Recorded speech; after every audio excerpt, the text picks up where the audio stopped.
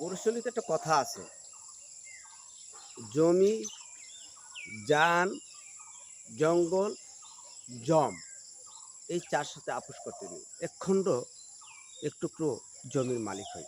পরিকল্পনা বছরে সঞ্চয় করে যখনই আমি জমিটুকু ক্রয় করতে যাই, বিপদের সম্মুখীন হয়ে থাকি। রক্ত সংঘর্ষ হয়ে থাকি, লাঞ্ছিত শিকার হয়ে থাকি। সৌভাগ্যক্রমে মাটি তার জন্য খাঁটি। ভাগ্যক্রমে যদি কোনো জমি ক্রয় করে থাকেন, ক্রয় করে পরিকল্পনা করে থাকুন, তখন এক হাতে টাকা আর এক হাতে দলিল। কেননা নিয়ম আছে যে আপনি যখনই কোনো জমি ক্রয় করার পরিকল্পনা করেন, আপনি কয়েকটি জিনিস মাথায় রেখে আপনার কাজ করবেন।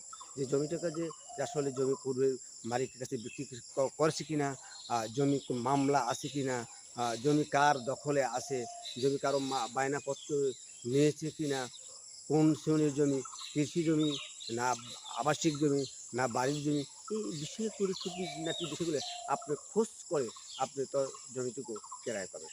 শর্ত একটা, আপনি জমি যখন ক্রয় করবেন, যখন জমি আপনি দিবেন, তখন আপনি কিন্তু বায়নার দলিল করে দেবেন। আমরা যখন জমিটা ক্রয় করব, তখন আমরা একটা বায়না তৈরি করব। আমরা ভালো থাকি, সুস্থ থাকি, নিষ্কণ্টক জমির মালিক হই।